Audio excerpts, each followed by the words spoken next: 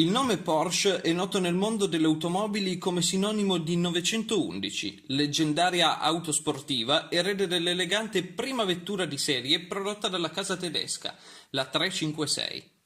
Lungo la storia della casa di Stoccarda, la 911 ha sempre costituito, dal 1963, il fulcro della linea di modelli Porsche. Tuttavia, non si può diventare una leggenda internazionale soltanto con un modello. Come non citare allora l'estrema 959 o quell'autentico classico moderno che risponde al nome di Carrera GT, senza dimenticare l'importantissima 924. Non l'avete mai sentita? Oppure l'avete sempre snobbata? In tal caso, molto male. In caso contrario, spero possiate apprezzare questo tributo alla non Porsche che ha permesso a Porsche di essere Porsche. Porsche. Nothing even comes close.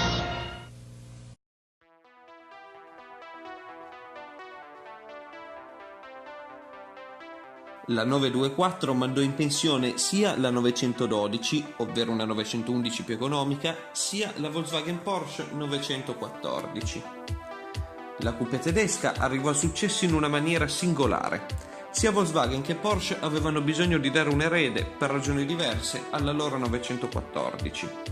Fu così che da Wolfsburg partì la richiesta di sviluppo della nuova vettura, garantendo a Stoccarda di poter utilizzare i 2 litri benzina del Volkswagen LT e della berlina Audi 100. Verso la metà degli anni 70, la casa della W abbandonò definitivamente il progetto, che fu acquistato interamente da Porsche per 100 milioni di marchi tedeschi, molto meno di quanto Volkswagen avesse già speso. Per di più, l'accordo prevedeva che la produzione sarebbe iniziata nell'ex fabbrica NSU da operai Volkswagen sotto supervisione di tecnici Porsche.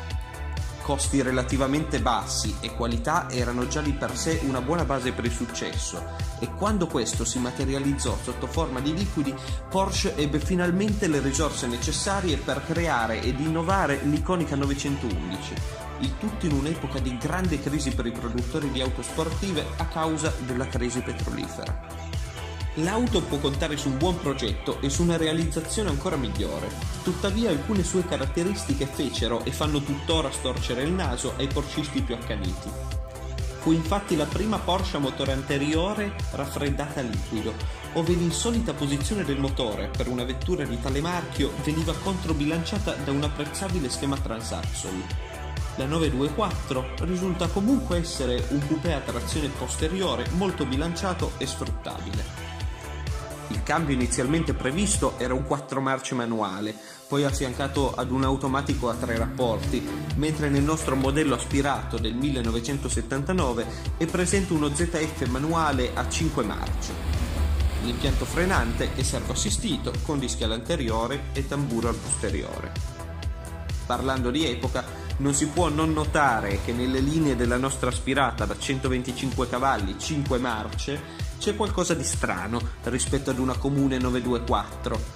È il kit estetico Gemballa, uno dei primi creati dallo storico tuner di Porsche. La compagnia di tuning fu fondata nel 1981 a Leonberg, città vicina a Stoccarda, con un legame molto forte con i marchi del capoluogo tedesco, Mercedes-Benz e Porsche, ed in particolare con quest'ultimo.